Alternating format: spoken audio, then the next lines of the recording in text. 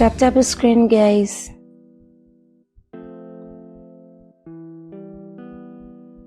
Yeah, tap the screen. Msahau kulike. Juma, karibu. Hapana, nipo single, sijaolewa. Uamini? Nipo single, sasa uamini nini sasa? Nitumie gifti kwanza.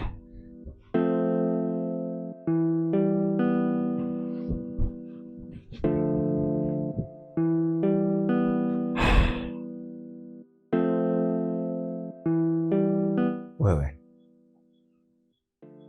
hivi unashindwa kutambua kama wewe ni mke wa mtu? Sasa hivi saa 8 hii bado hujalala, alafu upo TikTok tena live. Hivi wewe wanaume walioa wapite mbele na unapita? Wanaume malijali walioa wapite mbele na unapita? Hebu nitokee hapa. Unajua unanikosea sana wewe mwanamke. Hayo majibu yako ipo siku moja atakuja kugharimu sana. Nitakuja kukupasua. Una kipi cha kunifanya wewe? Una kitu gani cha kunifanya wewe? Mtu wenye mbele utikisiki, nyuma utingishike katika pachezi. Una nini wewe? Unasemaje? Unasikia?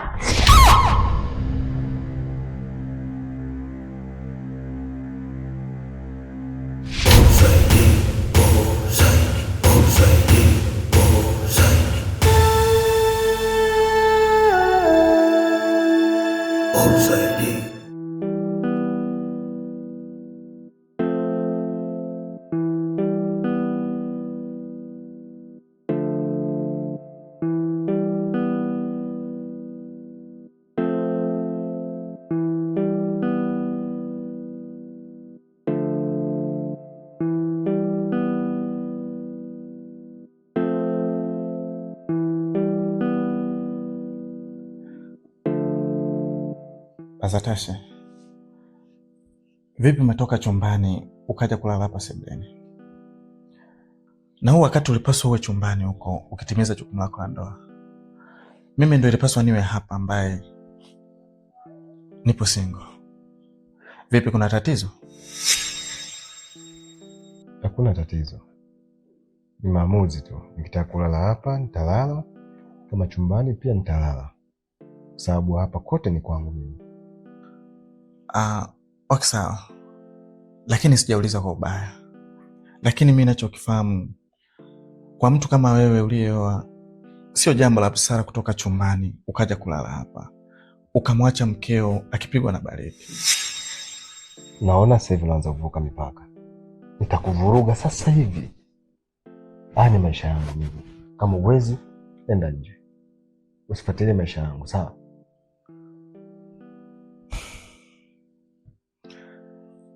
Anyway, tuachane na hayo.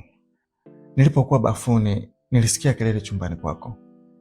Vipi, kuna usalama? Lakini Ken, acha kunivuruga akili yangu, sawa? Afu wewe mtoto wa kiume, simama kama mwanaume.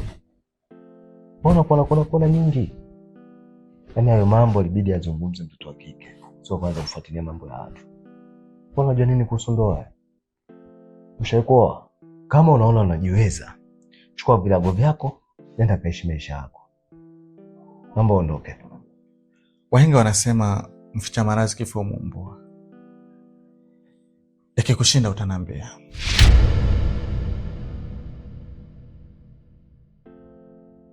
Nitakwambia. Hivi kwa akili yako kabisa unaona mimi naweza nikakwambia chochote? Hivi unafikiria kabisa mimi naweza nikakaa chini nikaanza kuhadithia mimi mambo yangu? Hivi unajielewa wewe? Hapo ulipo akili yako unaijua ni moja, kuangalia kushoto na kulia afu na kuvuka barabara. Mpumbavu mkubwa wewe. Mtoka.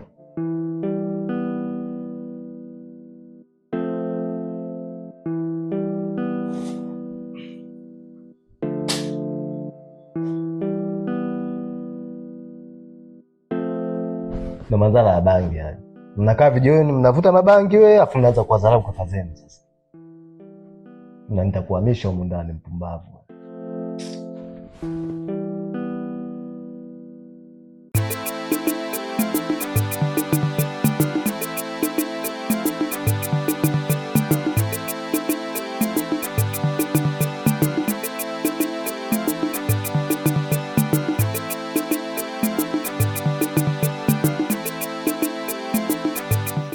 Mambo dada yake?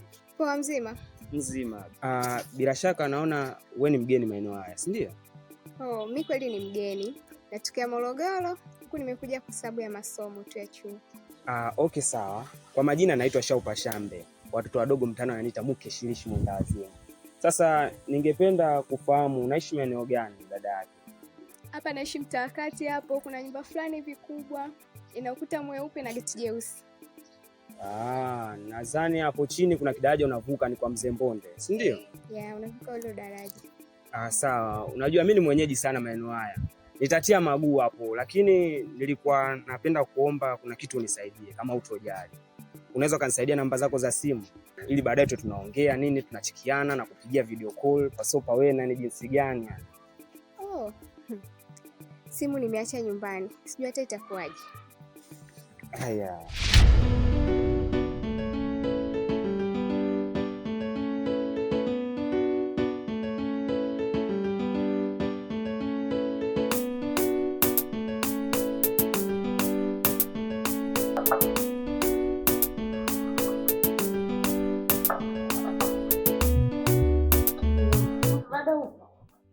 Bado sijaondoka, ndo namalizia kunywa chai hapa. Ndio shaondoka. Sasa mume wangu, kuna jambo nilikuwa nataka tuzungumze. Jambo gani hilo tena? Yaani umeshindwa kuzungumzia kule chumbani. Umeona sasa hivi najiandaa hapa niwahi kazini, unaanza na jambo nataka tuzungumze. Hivi mke wangu, kwa nini wewe sio muelewa wewe? Muda ambao mtu anajiandaa aanze kuondoka, wewe ndo unakuja na jambo lako. Muda wote umeshindwa kuniambia mpaka kuniambia sasa hivi. Sasa baba Dida, kila siku unarudi usiku. Jana umerudi saa 6 usiku. Nikakuonea huruma nikaamua nikuache ulale upumzike, afu asubuhi tutakuja kuongea. Haya, jambo gani hilo? Na haraka nataka kuwahi. Ni kuhusu Dida. Mambo yake ya chuo.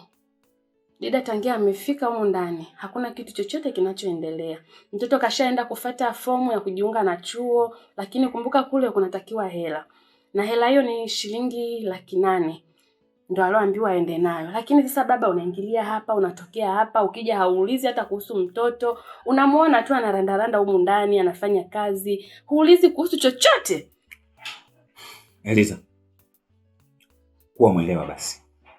Mwanaume akiongea kitu awe anaongea mara moja. So tunakaa tunarudia kila muda. Nimeshakwambia kuanzia sasa, kwa sasa sina pesa. Wewe mwenyewe unajua biashara zangu zilivyo yumba. Miradi yangu yote sasa hivi imeyumba, ndo najikongoja angalau niweze kurudi kidogo juu. Sasa hiyo pesa mimi naipata wapi? Sasa naomba nisikize kwa makini. Huyo Dida hapa ni kwao sio kwao? Kwao. Basi mwambie akae hapa mpaka pale tutakapopata hiyo pesa ya kwenda chuo. Bila hivyo mimi sina kitu kwa sasa. Shafeli. Lakini sio mbaya. Ulisema unaishi maeneo ya chini hapo, si ndio? Basi mimi baadaye nitatia maguu. Na nikija pale nitarusha video vile vitatu ili uweze kutoka nje. Tunajua sio wagwani, kuna muda hatuwezi kuja kugonga majumba ya watu sije tukafunguliwa mbwa. We nawe, mbona na mambo ya kizamani? Hayo mambo ya kurusha video sianze za mababu zetu. Hamna, sasa nafikiri nitakutoa kwa njia gani bila kurusha video. Kwa sababu nikija pale nikigonga watakuja kutoka wazee, wazazi afu kaja kwa noma. Watu wa geti gari kama nini na kwa gaukamu ande mmoja. Poa basi tutasomana, mimi nitatia ndala hapo. Haya poa. Sio pasopa cheki mtoto. Mtoto kweli, sio mtoto ng'aa. Hapa wanangu mbona atanisoma. Nisipomteka mimi, hakuna ataniteka.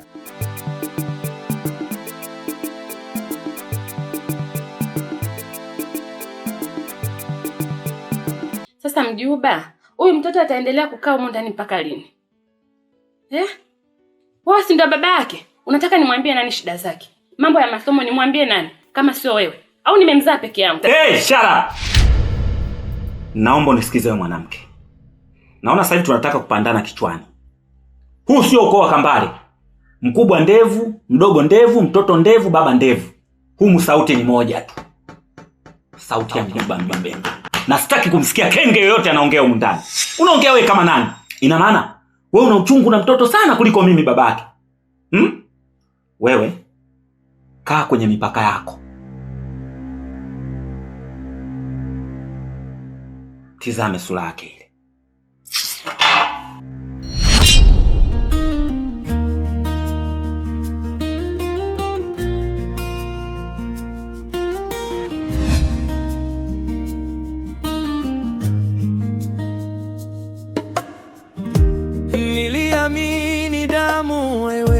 kunisaliti. Kumbe ndugu ndiye mwanzo wa maumivu. Mapenzi yamegeuka vita yake. Kila tabasamu linaficha chuki moyoni. Tupo offside kwenye maisha. Za asubuhi. Salama.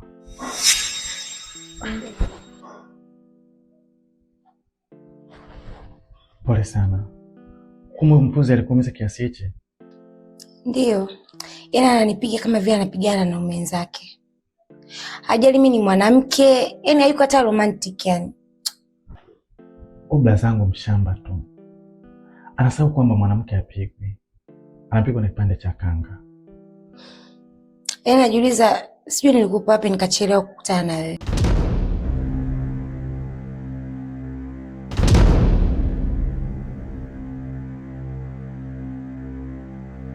Unaweza kuniambia ulikuwa wapi? Toka asubuhi nimekutuma mpaka sasa hivi ndo narudia nyumbani. Ulienda wapi? Ndio hivyo vitu nilivyokuagiza uende kanunue. Mpaka sasa hivi ndo unarudi. Haya, unategemea nipike nini? Unataka uje ukute chakula hapa nyumbani? Mama, dukani kulikuwa na foleni. Sasa kanipidi niseme sijui watu waishi. Unanitafutia lawama kwa babako? Unataka babako arudi hapa akute chakula hamna, aanze kupiga makelele? Wewe mwenyewe unamjua babako alivyo mkali. Unanitengenezea nini mimi kwa babako? Acha ujinga. Maduka yamejaa kibao huko mtaani. Kwa Mangi tu ndo ana vifaa ulivyonunua. Mama, sasa kulikuwa na foleni mimi ningefanyaje? Ndo Mangi, kwa Mangi ndo ana mdalasini peke yake. Mangi ndo ana mchele, Mangi ndo ana unga, Mangi ndo ana maharage peke yake. Hapana mama. Huwa sipendaji kila siku lalamike kwa ajili yangu. Na ndio maana nimekaa dukani kusubiri mpaka watu waishi. Lakini wewe ndio huwa unaniambia ninunue vitu kwa Mangi. Usiponunua hapa ungekuja ungeanza lawama. Acha upumbavu, acha ujinga. Leta vitu vyangu, acha ujinga. Toka huko. Toka hapa. Lakini huyu kakako moyo mwangu yupo kabisa. Cha kwanza hajui kuvaa. Aendani na wakati, yupo midevu tu, yani sio yenyewe sio nzuri, yani ndio hivyo tu. Achana naye. Ukisikia mwanaume ambaye ashapitwa na wakati ndio yule. Yule ni mwanaume wa Nairobi. Hizi ni nyakati zetu sisi majenzi. Vitoto vya 2000. Lakini najua nimekumi sana. Lakini Kenisi, unajua mwanzo naumwa. Unaonea hata huruma. Niliamini damu haiwezi kunisaliti. Kumbe ndugu ndiye mwanzo wa maumivu. Mapenzi yamegeuka vita ya kimya. Kila tabasamu linaficha chuki moyoni. Baby, una tatizo gani? Mbona tangu uje nakuona kama hauko sawa? Hapo pia sio kawaida yako. Nishazoea ukija hapa unacheka cheka. Lakini leo tangu uje umenuna tu muda wote jamani. Hapo uniambie una tatizo gani? Au mimi ndo nakukela? Wewe acha tu bebe wangu. Yaani hapa nimechanganyikiwa. Nimeshatibuana na yule jini Kisilani pale nyumbani. Yaani mtu anakutibua asubuhi kaniharibia mudi yote. Nilijua tu lazima atakuwa huyo. Hivi yule mwanamke wako ana matatizo gani lakini? Yaani ukiendaga tu nyumbani haviishi vitimu. Ndio maana nakwambiaga bora tu muda wote uwe kwangu kuliko ukienda kule. Hapo mimi nimechunguza kitu. Ukiendaga kule ukija huko uso wenyewe na unakosa nuru. Yaani unapauka. Angalia sasa jamani, Mwanaume anatakiwa jaliwe. Mwanaume apetiwe, adekezwe kama mtoto. Akiibiwa mwanaume atasemaje? Atakuja kulalamika watu wabaya na kati yeye mwenyewe kumjali mwanaume wake hawezi. Acha si wengine tumsaidie tu. Ndio maana nakupenda sana. Unajua wewe umekuwa faraja yangu hasa pale ninapokosa raha. Na kingine, laiti kama ningekuwa na uwezo, ningeweza kuhamisha samaki wote baharini tukaishi mimi na wewe. Sio kwa raha hizo unazonipatia. Usaliti unauma kuliko risasi.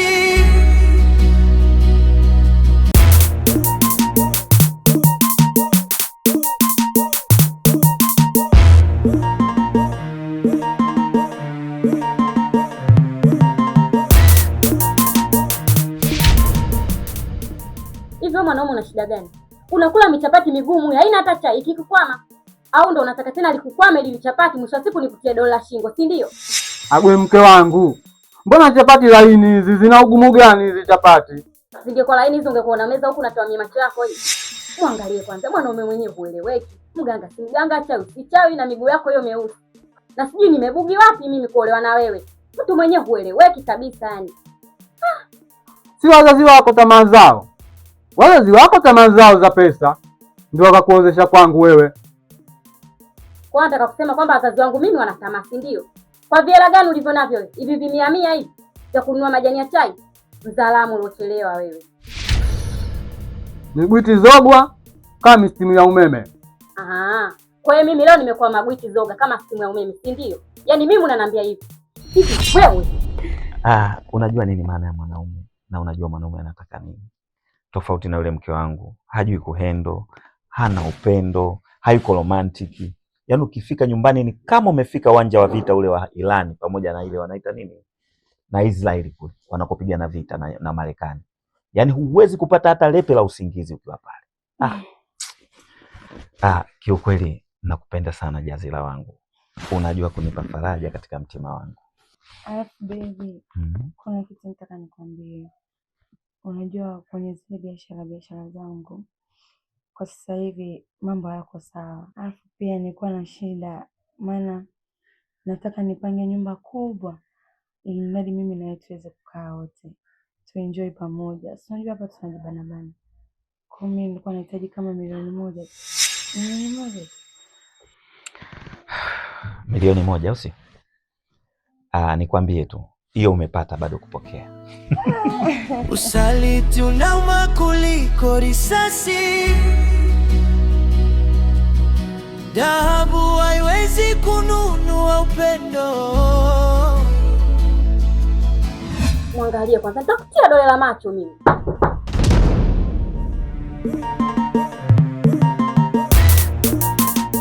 Mke wangu nani tena wewe? Yaani wewe maswali yako. Wote tupo gerezani tumefunga, afu unaniuliza nje anayepita ni nani? Mimi najuaje? Ingia kumng'anda. Macho. Naona kuna shemeji bwana. Natoka kwa miseli yangu.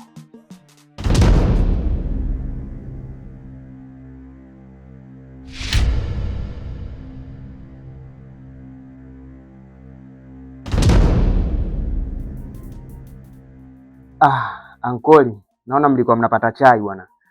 Ngoja nitie sunna kidogo.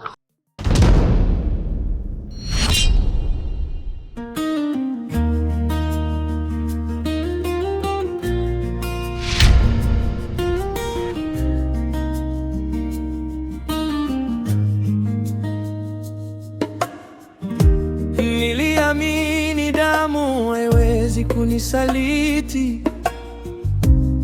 Kumbe ndugu ndiye mwanzo wa maumivu. Mapenzi yamegeuka vita ya kimya. Kila tabasamu linaficha chuki moyoni. Tupo offside kwenye maisha. Wapenzi wamekuwa maadui. Dhahabu, pesa na kiburi vimevunja familia vipande. Tupo offside kwenye maisha. Tupo offside.